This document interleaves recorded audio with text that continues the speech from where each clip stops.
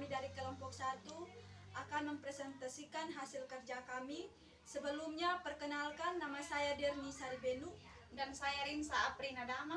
Saya Mawarni Devianti Nonane. Dan saya Meyer Kaunani. Kami akan membawakan materi tentang landasan pendidikan sosiologis dan landasan pendidikan antropologis dan landasan filosofis. Baik, di sini saya akan menjelaskan tentang landasan pendidikan sosiologis.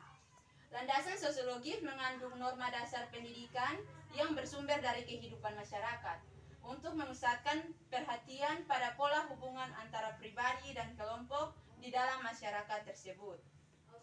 Ada fungsi kajian pendidikan sosiologis. Yang pertama yaitu fungsi eksplanasi, yaitu menjelaskan tentang pemahaman fenomena ke dalam ruang lingkup permasalahannya. Dan yang kedua fungsi prediksi, yaitu meramalkan kondisi dan permasalahan pendidikan yang diperkirakan akan muncul pada masa yang akan datang. Dan fungsi yang terakhir yaitu fungsi utilisasi, yaitu mengenai permasalahan yang dihadapi dalam kehidupan masyarakat. Jadi secara umum pendidikan sosiologis bertujuan untuk mengembangkan fungsi selaku ilmu pengetahuan prediksi tentang fenomena sosial dan pendidikan. Dan di dalam landasan pendidikan sosiologis ada 3 norma yang dianut oleh masyarakat. Yang pertama, faham individualisme, yaitu faham yang mementingkan hak perseorangan di samping kepentingan orang lain. Dan yang kedua, paham kolektisme, yaitu praktek yang mementingkan kepentingan kelompok dibandingkan kepentingan sendiri. Dan yang terakhir, paham integralistik, yaitu paham yang beragam budaya, bangsa namun tetap mempersatukan satu kesatuan. Sudah? Ya. Baik, saya akan melanjutkan ke materi yang berikut, landasan pendidikan antropologis.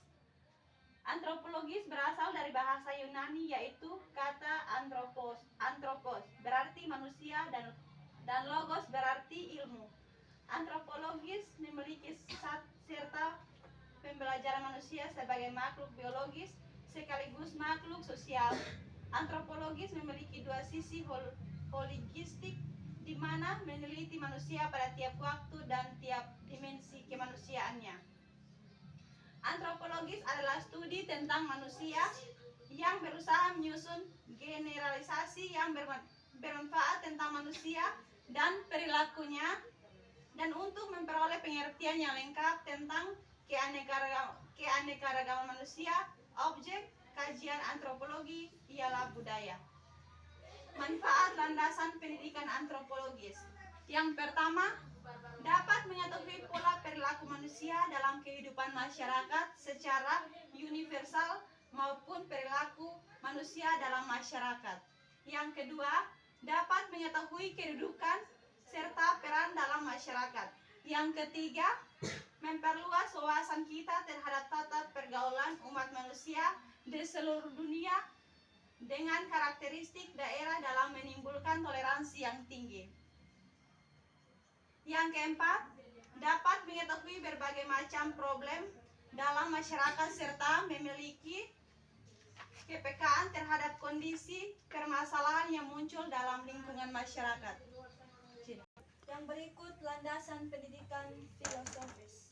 Landasan pendidikan filosofis adalah melihat pendidikan dari makna dan hakikat pendidikan itu sendiri.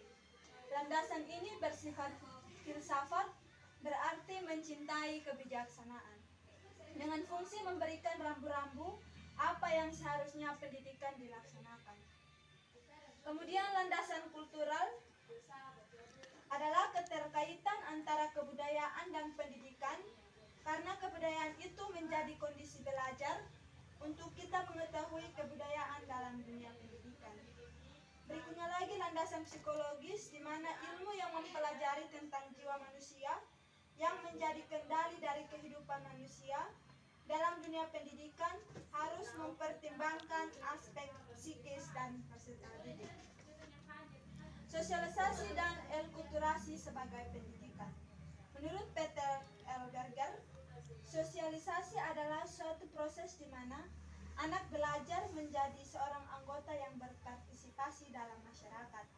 Dalam proses sosialisasi, individu belajar untuk mengetahui peranan yang harus dijalankan serta peranan-peranan yang harus diperankan yang ada dalam masyarakat. Individu akan dapat berinteraksi dengan orang lain.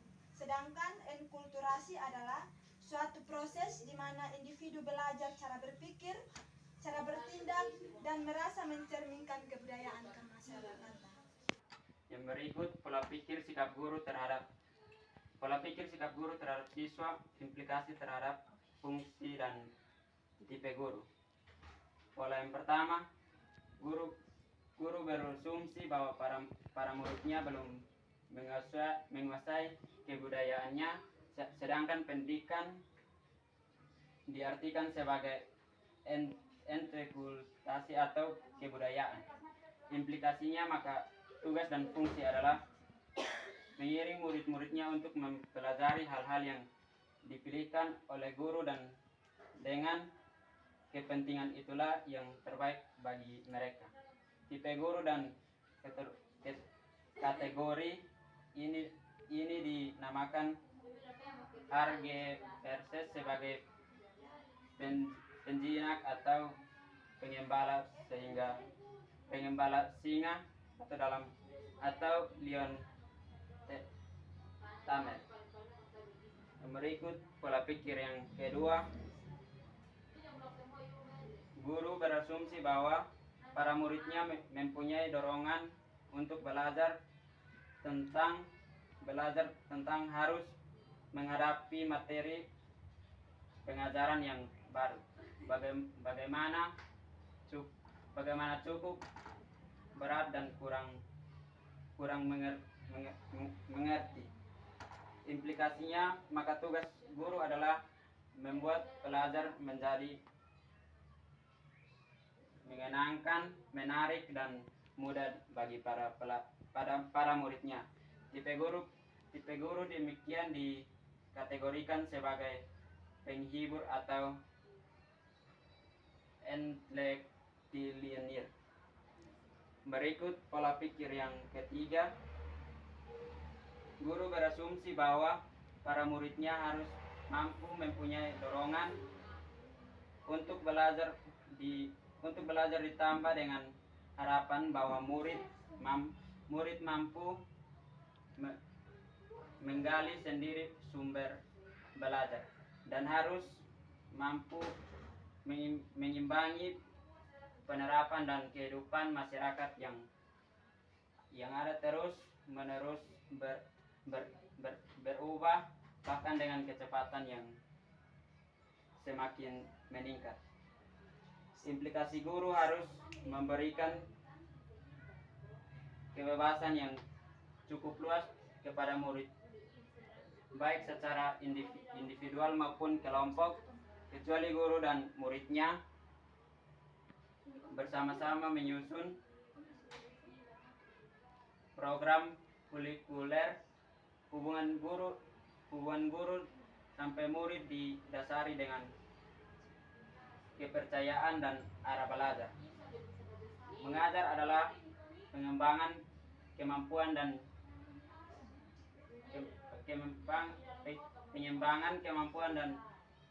kemauan belajar di kalangan murid. Tipe guru dimiliki dikategorikan oleh RG Fans sebagai guru atau romantik, sebagai guru romantik dalam kurung romantik. Demikian dari presentasi kami, terima kasih.